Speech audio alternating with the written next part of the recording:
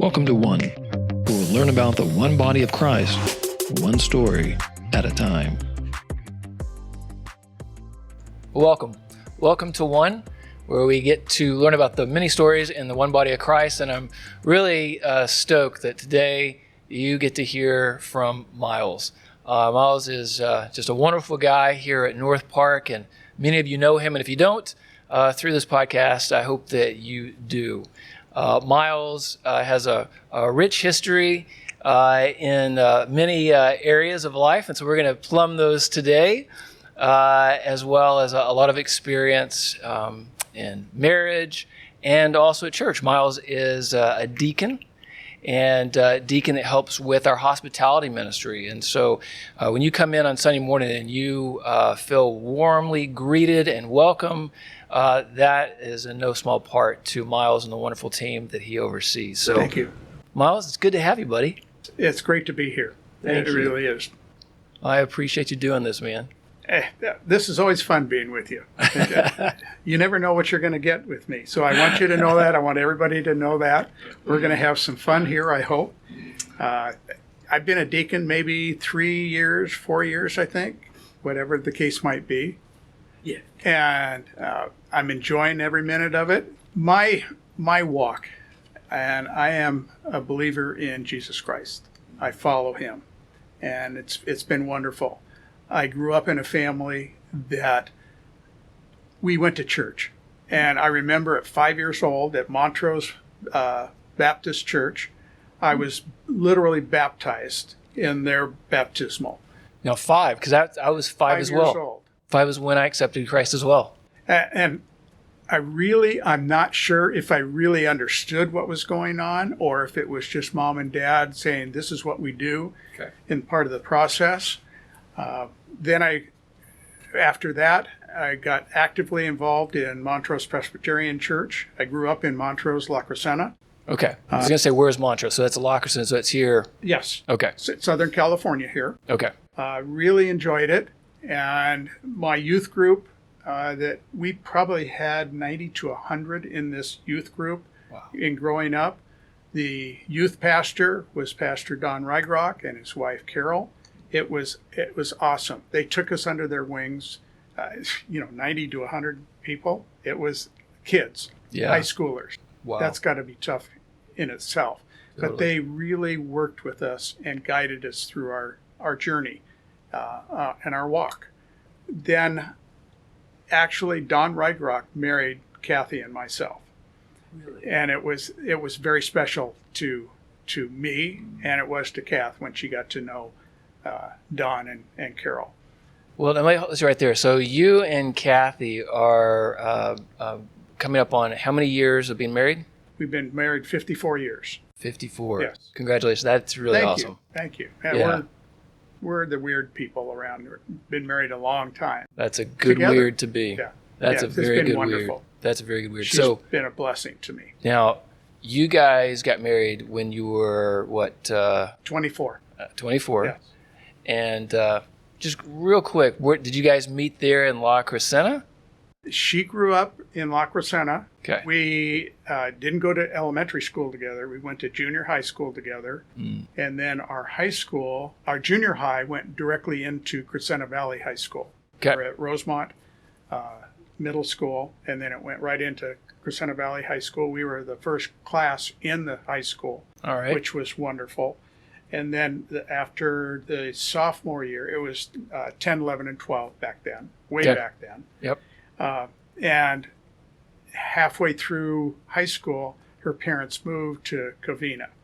And so she would come back at just some dances and parties with friends and everything. So I knew of her, and back then I was very shy. Were you really? I was. I was into sports, and that was my thing. And you get into a dance situation, and the coaches would come around with brooms and trying to get us to get out there and dance and everything. So dude, you get some guy on the dance floor. So they're bringing the brooms out. Oh yeah. To put you out there. Yeah. And that was one of them was my high school baseball coach. Okay. And I still funny. Stay in contact with him. No. And he's awesome. Yeah. Wow. So after high school, we didn't see each other Okay. again until our junior year in college. Just happened to meet at the bookstore just by chance, and had a nice conversation with her, and then moved on. Nothing went from there. Okay. And then saw her again on the bus going to school in our senior year of of college. So That's awesome. we got married. We were both 24 years old. Okay. After college, right after. Well, no, she had graduated. I was working my way through college, and it took me a little longer. I got through. I enjoyed it, and we got married, and it was bliss from then on. Oh.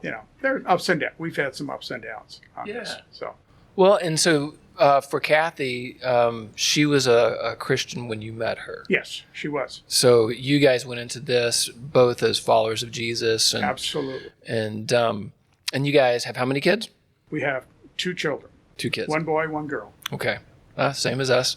And how old are they now? They are 49 and 47. Okay, wow, kind of similar because our kids are all 3 years apart. Mm-hmm. Kind of cool. So for you guys, now you went into education. I did. Tell me real quick about that. Okay. In college, I really didn't know what I was doing. Okay. I didn't have any help counselors. There was nothing there, or maybe I didn't seek them out. Okay. But I decided I was doing some teacher assistant at a junior high in San Diego, and I really enjoyed working with the students. And I thought, you know what, that's not a bad profession. I think I'll look into that. So I went and got my bachelor's degree, and then at that point, then we got married, and I had to go in the service, and so that took me a little time to get back. I came back and I got my teaching credential. I'm gonna interrupt you real quick. So when you went in the service, what year was that? That was in 1969. I spent 6 years, actually 2 years of active duty and 4 years of National Guard and Army Reserve. Wow. Thank you for your service. You're quite welcome. It was my honor. Yeah, 6 years. honor. Wow. Yeah. And so were you stationed in San Diego in that time or elsewhere? Were you and Kathy together? Were you deployed? No, I was never deployed other than the United States. The furthest I got out of Southern California, I went into Alaska and worked with their civil defense plant. Okay. And then I got on the 6th Army Rifle Team, and for 2.5 years I was going around the United States in rifle matches. That's So cool. that was fun. That was fun. Yeah. Oh, that sounds really Yeah. cool. That's what. And so Kathy got to go with you during those times. Oh no, too. no. Oh, okay. So No, she was to stay No, here she while was you were here. going out. We started teaching when I was going for my teaching credential, and Kath was working on her teaching credential. Okay. We were teachers at a military academy in San Marino. Believe it or not, they had a Really? military Southwestern Military Academy, and we were dorm parents there too.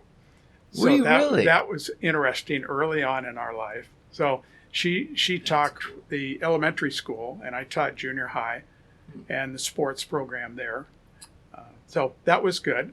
And then I had to go in and do my basic training, and she went over to Arizona with their campus over there and was over there while I was doing my basic training, Okay. and then had my advanced training and so forth. So that was good. And then I got back and I got my teaching credential. My mom's uncle, he lived in Palos Verdes, which is a tough area to be in too. And well, something like that. Yeah. So he knew the assistant superintendent in charge of personnel. So he got me an interview with Jim Miller. At that point, Kathy was pregnant, expecting. So, I was working for a roofing company at that point, and that was not something I wanted to Like, let's do. get this teaching job quick. Yes. Yeah. So I got home, and an hour after I got home, I got a call from Jim Miller and says, we'd like to offer you the job. Wow. And I said, I'll drive right back down now and sign the contract. You He got said, it. no, we'll send it to you. So I got the job. Now, this was in the junior high. This is junior high, intermediate, 6, 7, and 8. Okay. And this was in Palos Verdes. And Wow. it was literally on top of the Palos Verdes Hill. And I could sweet. I could see Catalina, I could see the whales migrating. Rough. I could turn around and look at downtown LA on a clear day. That's awesome. And a young group of teachers there, and some great followers of Jesus were there too. We just had a great time. How long were you there? I was there 10 years. Now, what did you teach? Students. That's good. I didn't expect that. I shouldn't say those things. I taught physical education and I taught biology. Oh, neat. Yeah. My teacher, my sister is a teacher and now a counselor, and so she taught in high school and was a biology teacher, and did that for a number of years, and then now is a counselor in high school. Good for her. Good. Yeah. So I miss the kids, oh. and I would teach, and then I went and I was a baseball coach at the high school, at one of the high schools down there. Wow. And really enjoyed it. But then I grew up playing baseball too. Well, I just got to talk about that for a second, the sports thing, because for me, having played sports and know just the impact that a coach can have on your life in a good way or in a negative way, just because you spend such significant time with them, and they have just a lot of sway over your life, because coaches, when you're a kid, like, you being a ball player, it means so much to you. It does. Right? I mean, it's just like it's the world, and you throw yourself into it, and so that coach kind of holds your life in their hands, and you also look up to them a lot. And I think of a coach I had when I was in ninth grade, Coach Weems, and one of the hardest coaches, but you always knew that he loved you, and you just always knew that. Yeah, he had your best interest at heart. And so it's so interesting. You talk to guys who played for him, decades before and then after me, and they're like, I would give my life for that guy. So the role that you had there was significant. What was that like? Some of the experiences, coaching and with baseball and with the guys. Like, for people who are in roles like that, what kind of experiences would you share or advice you would give, particularly too as a Christian, in that really, really important role as a coach? Like, what advice would you give? Well, let me go back to my high school coach, Bill Heil. I still stay in contact with him because he was a major mentor for me. Okay. Not only in baseball, but in life. Both Coach Heil and his wife, Joan. Joan would bring her kids to the games, and she was actively involved with our sports program, our baseball program. And we started. We were the first graduating class out of Crescenta Valley High School. That's cool. And so we were really a tight group, and we still are. I still get together with some of our guys. That's really incredible, because that's half a century, right? It is. Over half a century. We're coming on our 60th high school reunion this next year. And that's pretty cool. It is. That's pretty cool. As far as coaching the kids, you have a big impact because you don't know where their parents are coming from. Yep.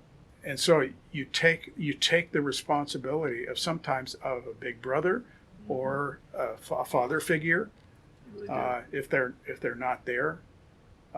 And a lot of those individuals down in Palos Verdes, the parents were professionals and they couldn't get to all the games. So you were actively involved more than just coaching, and you were there as a parent too. Wow. Most of the moms were there, and some of the dads. I remember one ball player that I had. His dad was he was the pitching coach for the Angels, and when he would come, I would always get a little anxious when he was standing on the sidelines, going through the coaching drills that I had and everything. Because I thought, here's this professional, and here I am, just a 23, 24-year-old. Wow. Trying to make spot for myself on the coaching of this high school. So I had a good time. It was fun, but it meant a lot that I could make an impact on some kids.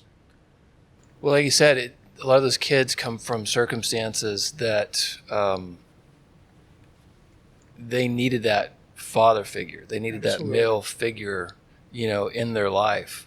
And I imagine there's probably ways that you've impacted, I know there are ways, that you impacted them that you don't even realize. You'll never know. You'll never know. You never know. Right? Yeah. How did you approach that as a Christian? That teaching and coaching, like how did your faith inform those? Back then, you could talk to them. I had no issues in explaining my faith. Okay. It was upfront, and it was upfront and personal with me, and I opened up. And some of the kids say, I don't believe in that, and I said, that's your choice, but I'd like you to listen to me. This is the way I coach. I'm here to give you the right from wrong, whether it be baseball or it be life's experiences. And I've had a lot of experiences growing up in my faith, and I want you to take it as you want to take it. Anytime you have questions, I'm always here for you, and I'll be more than happy to talk to you and talk you through my faith and what I feel as a follower. That's awesome. You just put it right out there. Hey, here it is. Absolutely. Man, that's just awesome. I think of Bobby Bowden, the Florida State coach that just recently passed away. Right. And it was just so cool how many people, who had played for him exactly that way. But like, he was so clear. Like, you knew he was a Christian, and he was joyful about it and upfront about it. And then they would just talk about how profoundly, he impacted their life. And you'll never know. You'll never know some of them. Mm-hmm. I'm hoping that I made a difference in some of the kids. Most of the kids, I hope. Yeah. Oh, without a doubt. Them, without a doubt. Yeah.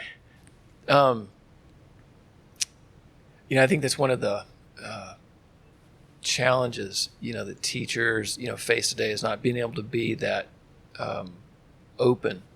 Did you experience that change, like in the culture during the time that you were teaching, where it went from being totally open to don't speak about it as much? Did that not happen while you were there? No, in those 10 years that I was an educator.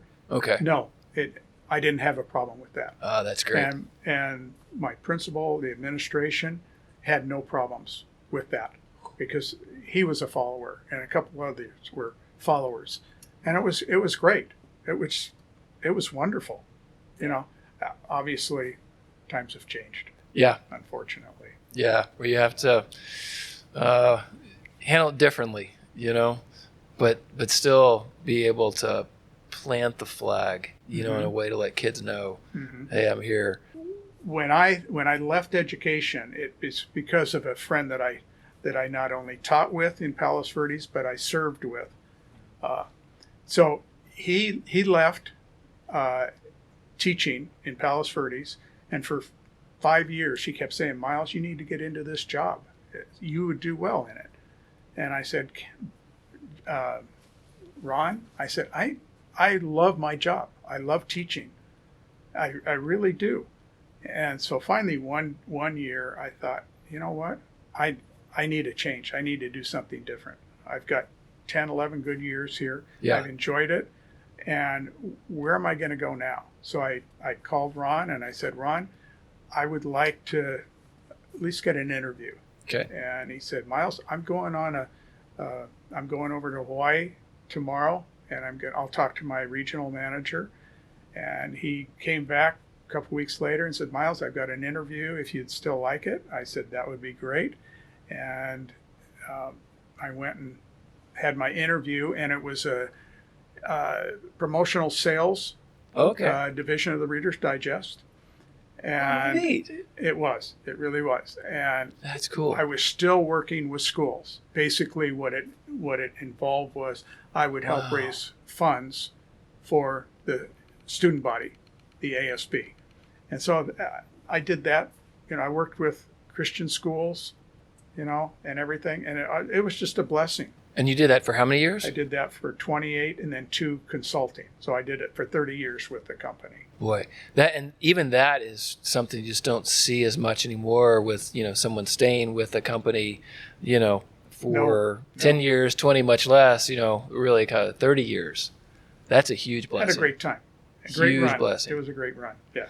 It's, so here's, comes to mind is remembering Pastor Bob Leninger, sharing with me how he had asked you a few years back, more than a few years now, to consider teaching and be part of teaching rotation in a Sunday school. Mm-hmm. And despite your education experience and you're fun, you're very gregarious, you were like, I don't know, I'm not quite a teacher, right? It was a year before I actually came back to Bob and said, okay, I'll try it, but I'm not going to teach. Really? You said no.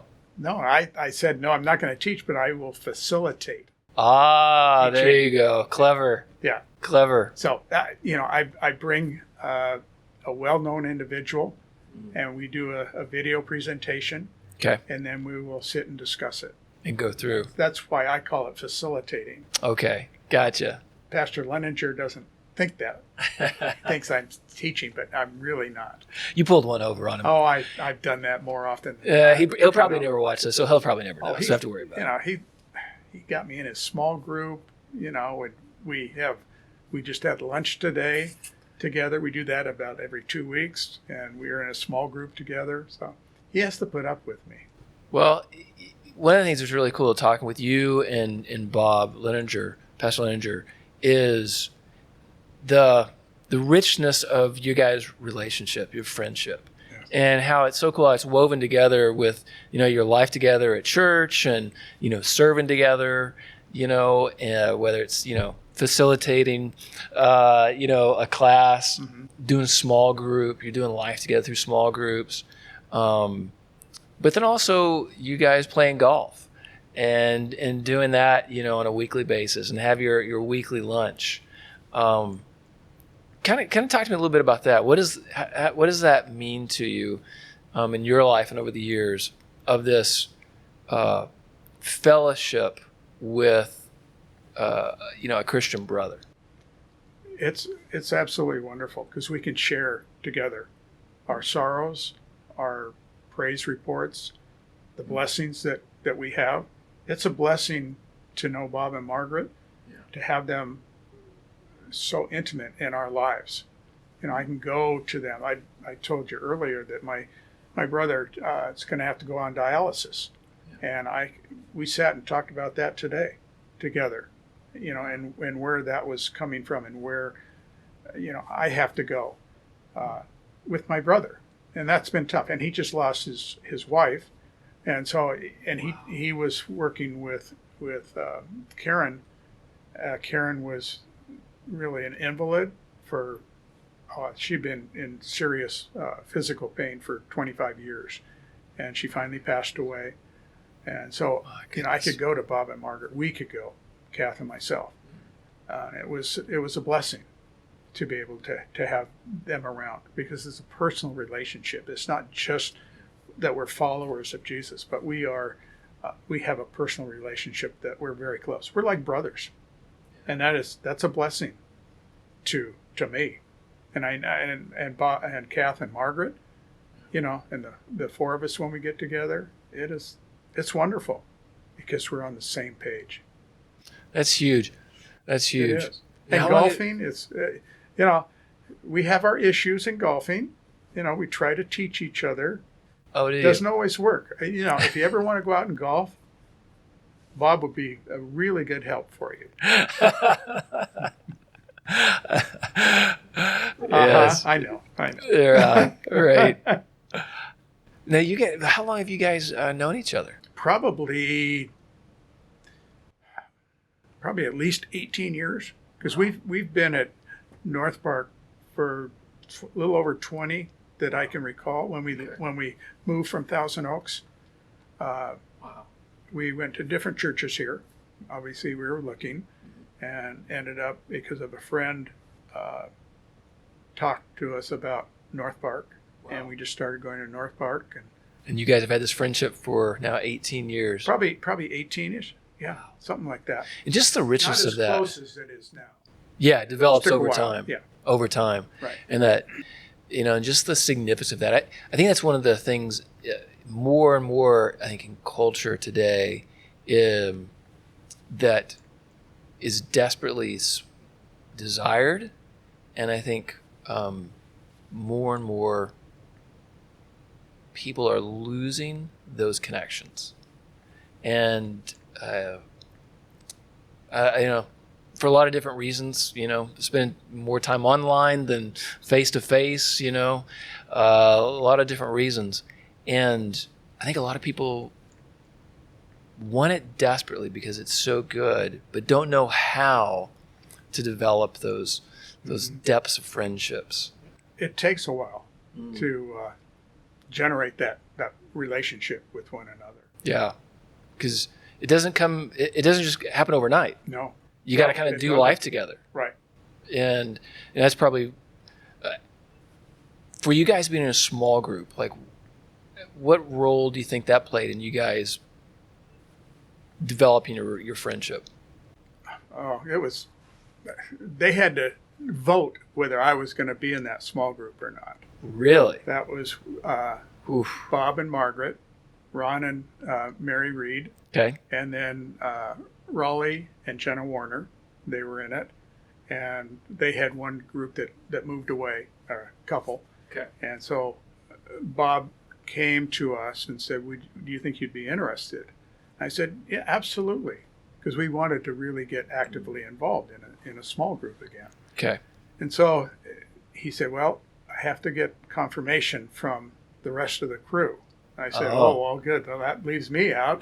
I know that I want Kath because they really don't know me. So then we finally got involved with that, and it was a true blessing to still be there, except for Raleigh and Jenna. Jenna moved north, and Okay. And then Raleigh passed away, unfortunately. But the three couples now still get together. And just that richness of doing life together, Mm-hmm. Through the good times and also the challenges of, health issues or family issues or whatever it is, and having that depth there to navigate that is just so incredibly rich. With mom and dad being with us for 15 years of their latter part of their lives, and it was tough, but we could sit and talk in our small group and explain, what we're going through, and get some ideas on how we might better help mom and dad. But it was a blessing to have them. I'd do it again in a heartbeat. Then it just got to a point where they needed more help than we could handle. But for 15 years, you never take that away from me. Wow. And to have them living with you, but then also have that small group to be able to sort through things and process. And I know for Bob and Margaret, they went through that themselves. Absolutely. Even moving to was it Margaret's mom's house, right? And they lived there for a bit. Yes, early on, yeah. Yeah. To be able to support her instead of her moving in with them, they went and moved to her and did the commute thing. And so you guys being able to leverage each other and help each other through that and each other's experiences. Yeah.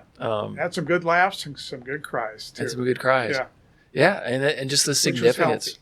Yeah, very healthy. Yeah. Like to try to make it through this on our own, is just not good. No.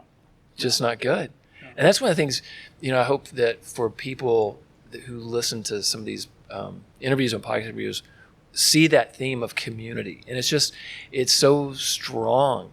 When I look at Christians who are thriving and growing in their faith, and they are connected. They're connected. They're not just sort of loosely, in and out, but they're. When Kath was expecting with our first child, we were going to was at Rolling Hills Christian School, Christian Church. Okay.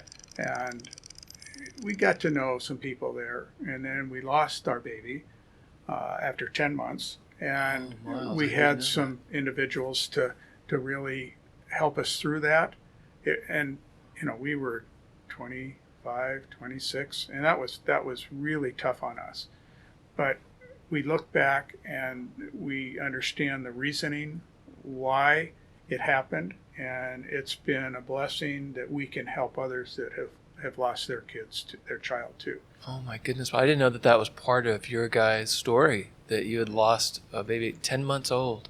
Well, it was at birth. Oh, at birth. Okay, 10 months. Stillborn. Got you. But Okay. there was Stillborn, multiple yeah. anomalies wrong. My goodness. And we had moved from Alhambra down to Torrance and got a new doctor, and he said, I don't see anything wrong. And then her water broke at 10 months, and we went in, and he says, I can't hear the heartbeat. I want you to go to the hospital right now. So that was a tough time for us. Absolutely. And that was your first child. Your first child. Yeah. And then it was like 3 years before she got pregnant. The stress of losing a child. Yeah. And then finally Jeff came along, and what a blessing that was. And then our daughter Julie came along, little independent Julie. And the joy and blessing of, those two kids coming, after such significant grief. Yeah. For you and Kathy and those, that period of time, those 3 years before the birth of Jeff, if you don't mind me asking, how did you guys navigate that? How did you get through that? Because that's a deeply difficult, profoundly difficult time. Talking with our parents and just opening up to them. They had never experienced that. Wow. And they were grieving too. I remember we were supposed to go see my grandparents, who lived in Lone Pine at the time, and for Christmas. And it was December 18th, and we lost our baby. And we were going to go up, and I had to tell my grandfather that we lost our child. And he had cancer at the time. And it was like 3 months later, and he passed on. And it was devastating to him. He so wanted to see a grandchild, because we were the first to have one in the family. Okay. Would have been first. Yeah. So those were tough times. But going and getting some counseling with the pastoral and followers that we could go and talk to. But we never found anybody that had experienced what we had. Oh, really? But since then, there's multiple people that have experienced loss of a child early on. And you guys have been there to pull alongside them. Yes, and more so Kath. She's Wow. she's been a trooper doing that. And that's something that she just said, you know what? God, there was a reason why we lost our child, and we're there to help people where we can. And that's straight out, 2 Corinthians 1, the God of all comfort, who comforts us, in our pain afflictions. And then we can comfort others with the comfort that God has given us. And that pain, isn't lost. And God redeems that and uses that. I mean, just imagine the incredible ways that God has used. You're being humble, but I'm sure you, as well as very significantly Kathy, in the lives of others going through that. Thank you for sharing that. That's profoundly... It still hurts. Yeah. But it's something that happened, and someday we're going to be together. I know that Robbie he's whole. He's in heaven. He's having a good time with mom and dad and my grandparents and everything. I'm excited. Someday You'll get we're to going meet to be him together. face to face. Yeah, exactly. With Robbie. Yep. That's beautiful. That's beautiful. And and I think it's so important, Miles. I so deeply appreciate you sharing that, because that's deeply personal.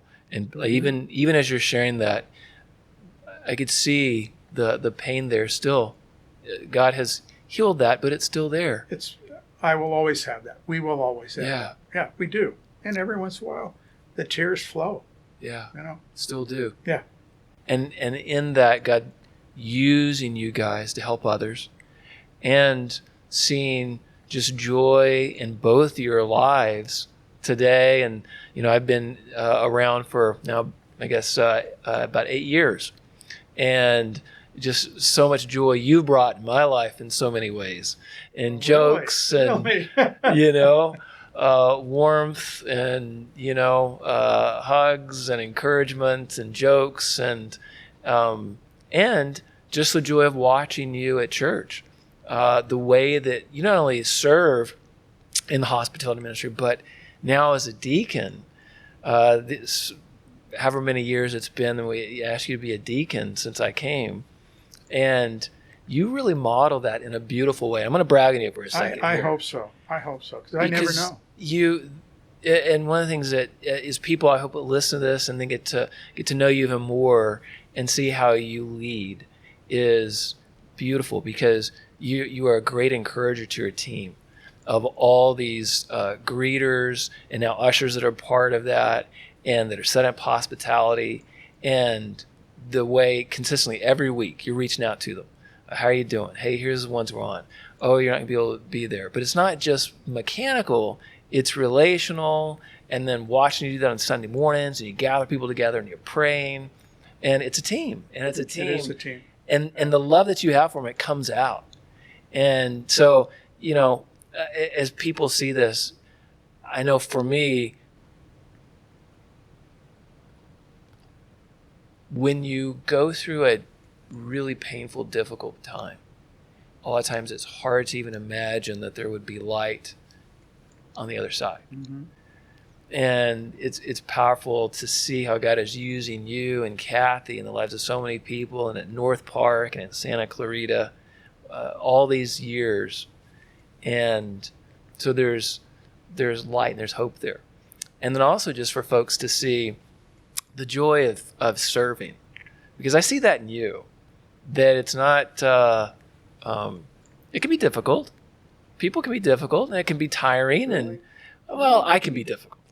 But other people can. I am difficult. Just ask Kay Slocum. I'm difficult. Kay would never say anybody's difficult. She's too sweet. No, talk to her next time you see her. Ask her about me. Well, maybe about you. But like for you serving, why do you do it? Because you can do a lot of other times. That's what I'm called to do. Yeah. That's just me. I enjoy.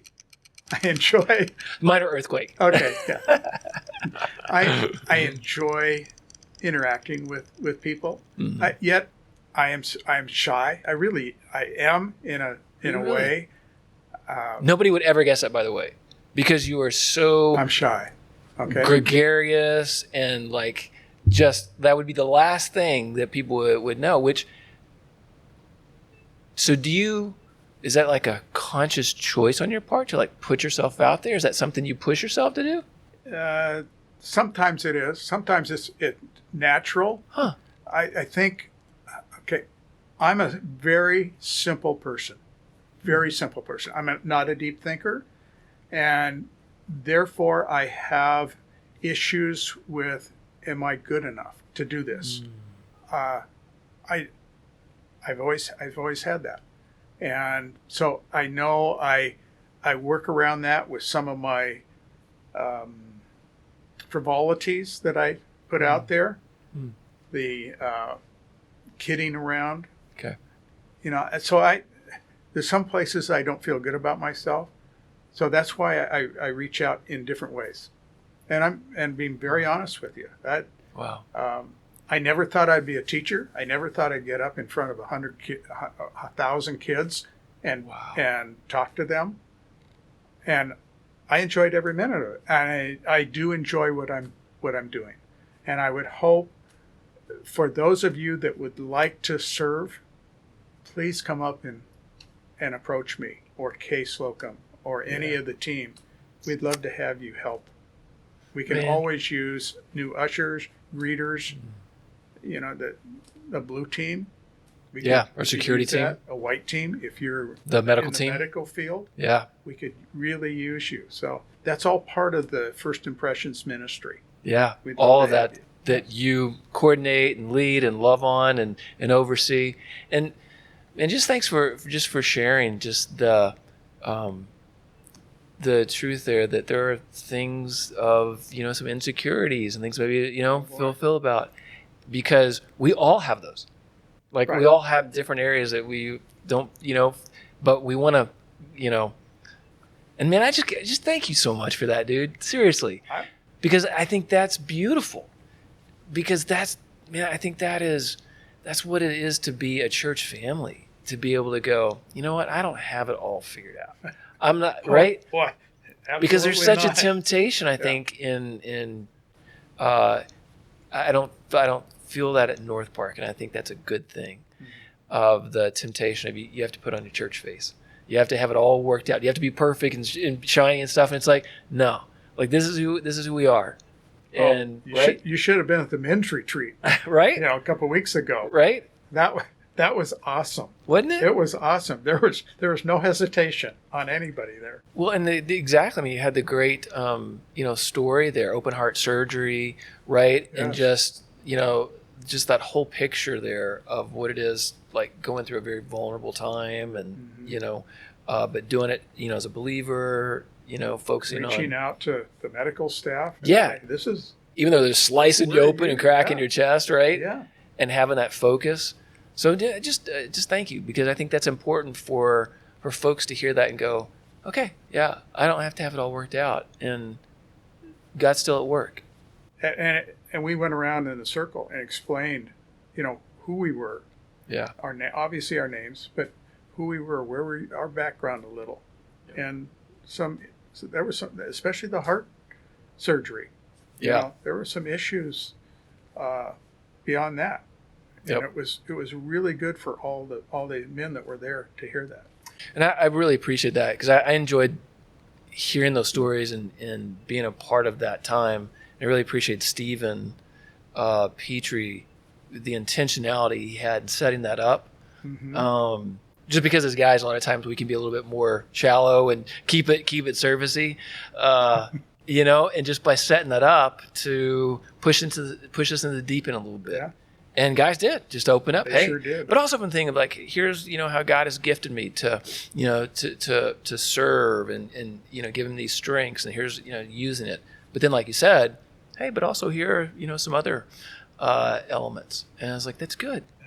Right? As a follower of Jesus, hey, let's be real with each other. Yeah. And there are men there that I've seen at church, and I didn't really know.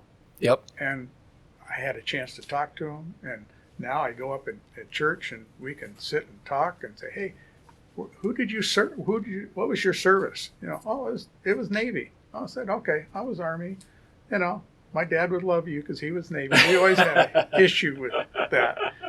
So, That's awesome. yeah, it was good. It really was. Yeah, I love that. And I love too, you had folks who've been at NorthPark for a long time, and then you had, folks that literally have been there for, a few months, and getting to know each other and developing new relationships. And it makes me We were all blessed, happy, to say the least. right, to see that. Yeah. Well, Miles, I just want to thank you, buddy, for doing this and sharing your story. And, all this, we just go, Lord, we just want to talk and take these experiences in a way that he has been at work in your life and Kathy's life, and let him use it how he will as people listen to these, watch them. And so, man, I just appreciate you, brother. Thank you. I hope I can make a difference to somebody out there. And if you want to sit and talk, I'd be more than happy to. And This has been that. great. Thank you for offering this to me. You bet, my friend. Thank you. And folks, look up Miles on Sunday. If you're a part of NorthPark, come and look him up on Sunday morning and jump in, on the hospitality, greeting, ushering, blue team for security, white team for medical. And 9 a.m. Bible study at 9 o'clock. There you go. Downstairs. We're open to anybody and everybody. We'd love to have you. I love it. Yeah. Miles, thank you, buddy. You're welcome. Thank you. God bless you.